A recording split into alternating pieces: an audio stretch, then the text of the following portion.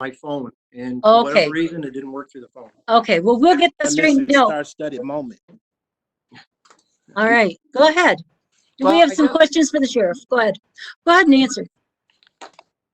Earlier, I just want to address a few things. Commissioner Hubby Wright had asked about the staff at the jail and the with reduced numbers, and no questions about any furlough days in there.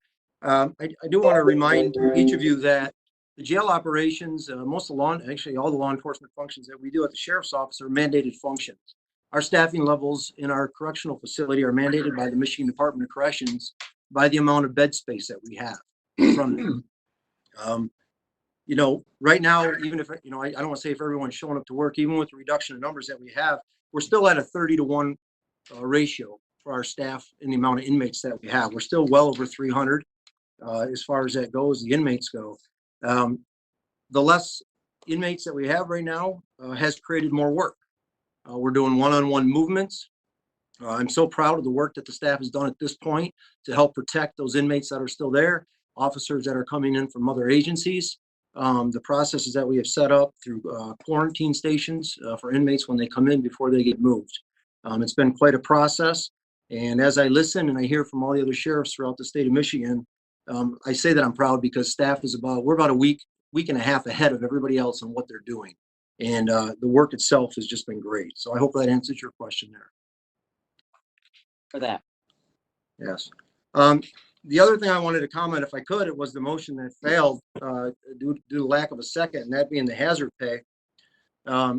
We all have heard over the last after the past month, many discussions about essential employees.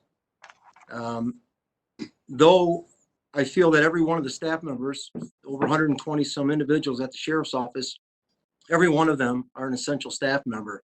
But what I want to talk to you about are the critically essential individuals. These are the individuals that if they're not there to help you, somebody can die. All right, these are the individuals that are not afforded by social distancing a 6-foot gap. These are the individuals that are not allowed hands off. They are assigned PPE equipment, but that PPE equipment serves no purpose until after the fact. Throughout the state, and we can look around everywhere that is going on, the hazard pay is nothing that is new. I'm requesting $500 a month is what it would be per deputy. There was a question asked about the amount of staff. 95 staff members will qualify for this. And if we ran for the whole 11 weeks until the June date, the total would be just over $130,000.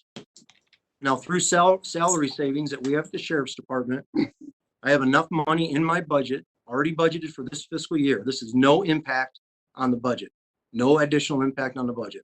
And I have the money in my budget for this to help these individuals out. You know, this started in the U.S. in January 20th, up until today's date. Up until today, 54 law enforcement officers have died as a result of COVID-19 during this period. Last year, there were only 33 line of duty deaths reported in the U.S. That's a 63% increase in officers' deaths. And sadly, the reality is these numbers don't take into account the 28 law enforcement professionals that were killed by felonious assault, motor vehicle crash, or anything else like that. Together, that's a 148% increase in officers' deaths over last year from January 20th to April 14th. These individuals deserve this additional pay for the work that they're doing. All vacations have been canceled for these people. All right. I've told you before in meetings that these are my heroes. I stand by these people. The Michigan State Police is receiving right now a $750 stipend, a pay period. City of Detroit is giving every city employee an $800 a month. Department of Corrections is also getting $750 a stipend.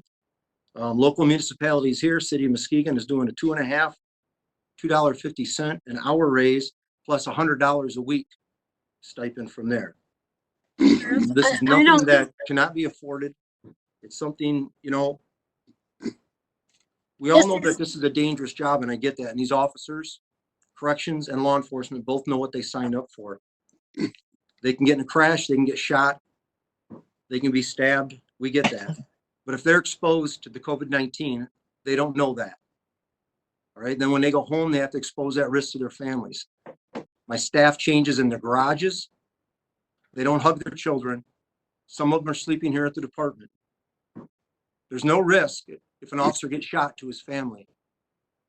But to COVID-19, there is. These people have shown up to work every day since this has started. They haven't missed a day.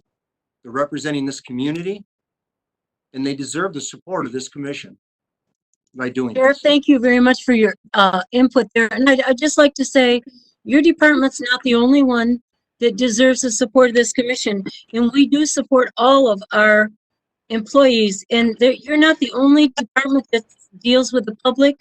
You're not, I mean, the clerk's office, our IT has been not only in and out of every part of the building, they've been into people's homes, setting up their computers to work remotely. The clerk, the health department, the over at Health West.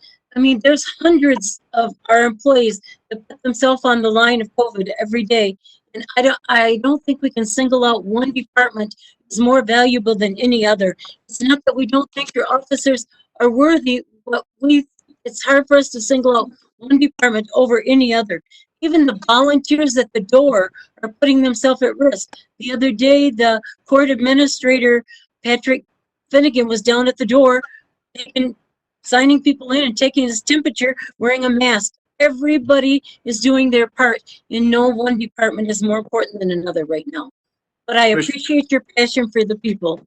Mr. Hughes, I appreciate those comments, and you're exactly right. I just want to make sure that we all understand that my staff is not afforded those opportunities that the individuals you're talking about have. They're not afforded a 6-foot gap. They're not afforded no hands-on. That's the nature of the job that they do when they report to work every day. Thank you. Thank you. And we will move on. Next on our agenda, the long agenda,